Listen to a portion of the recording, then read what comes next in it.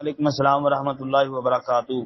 محترم بھائی کا سوال ہے، کہتے ہیں جی کہ ایک آدمی کرسی میں بیٹھ کے نماز پڑھ رہا تھا اور امام صاحب 2 رکعت پڑھا کے تو تشہد بیٹھ گئے، اور یہ کرسی والا بھائی جو ہے اس نے تیسری رکعت کے لیے ہاتھ باندھ لیے، اور تیسری رکعت کے لیے ہاتھ باندھ کے اس نے سورہ فاتحہ مکمل پڑھ لی۔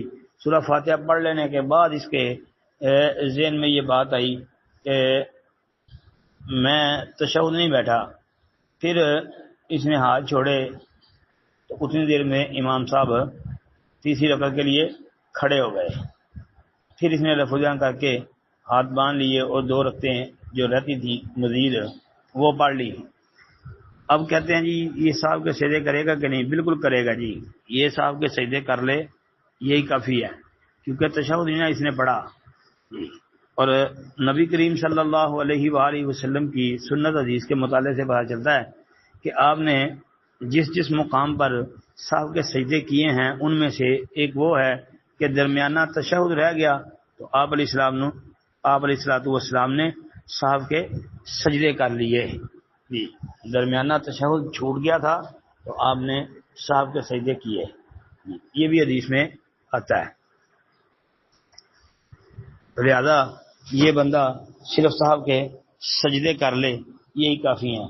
اور صوبان رضی اللہ عنہ کی وہ حدیث بھی سامنے رکھ لینی چاہیے جو سنن ابی داؤد وغیرہ کے اندر اور محدث البانی رحمۃ اللہ علیہ کی ارواء الغلیل میں ہے کہ لکل سہو سجدتان۔ السلام علیکم ورحمۃ اللہ۔ السلام علیکم ورحمۃ اللہ وبرکاتہ۔ محترم بھائی نے یہ ایک سند متن سمیت پوری حدیث صحیح بخاری کی یہ بھیجی ہے، 4920 نمبر۔ یہ عن ابن عباس رضی اللہ عنہما سارت الاوثان التي كانت في قوم نوح في العرب جی او کما قال۔ یہ روایت بھائی بھیجتے ہیں اور بعد میں اس کے بعد پوچھ رہے ہیں جی کہ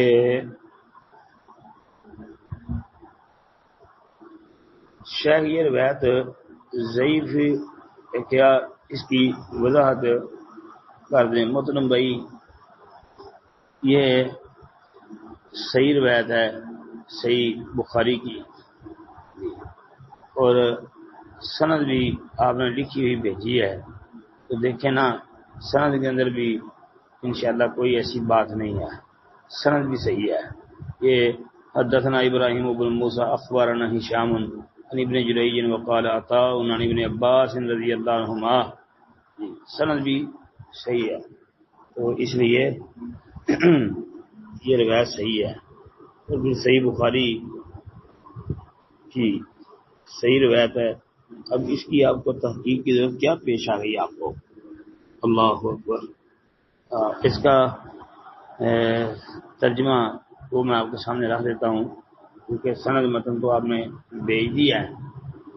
ترجمہ اس کا یہ ہے کہ سیدنا عبداللہ بن عباس رضی اللہ عنہما نے بیان کیا کہ جو بت حضرت موسیٰ علیہ الصلوۃ والسلام کی قوم میں پوجے جاتے تھے بعد میں وہی عرب میں پوجے جانے لگے۔ وہ دومت الجندل میں بنی کلب کا بت تھا، سوا بنی حذیل کا، یغوث بنی مراد کا، اور مراد کی شاخ بنی وطیف کا جو وادی اجوف جی یہ قوم سبا کے پاس رہتے تھے، اور یعوق بنی حمدان کا بت تھا۔ نصر جو ہے ہیمیر کا بت تھا جو ذوالقلاب کی آل میں سے تھا۔ یہ پانچوں حضرت نوح علیہ السلام کی قوم کے نیک لوگوں کے نام تھے۔ جب ان کی موت ہو گئی تو شیطان نے ان کے دل میں ڈالا کہ اپنی مجلسوں میں جہاں وہ بیٹھے تھے ان کے بت قائم کر لیں اور ان بتوں کے نام اپنے نیک لوگوں کے نام پر رکھ لیں۔ چنانچہ ان لوگوں نے ایسا ہی کیا۔ اس وقت ان بتوں کی پوجا نہیں ہوتی تھی، لیکن جب وہ لوگ بھی مر گئے جنہوں نے بت قائم کیے تھے اور علم لوگوں میں نہ رہا تو ان کی پوجا ہونے لگی۔ یہ تحقیق بھی میں نے بتا دی ہے اور ترجمہ بھی میں نے کر دیا ہے۔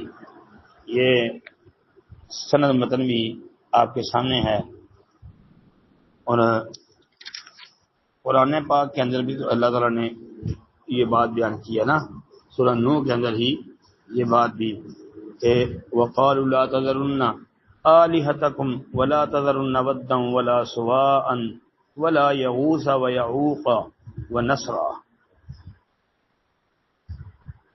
یہ ان کے جو بت ہیں یعوق،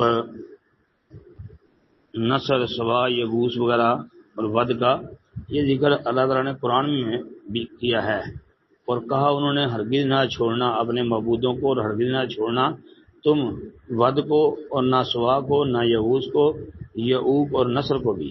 جی السلام علیکم ورحمۃ اللہ.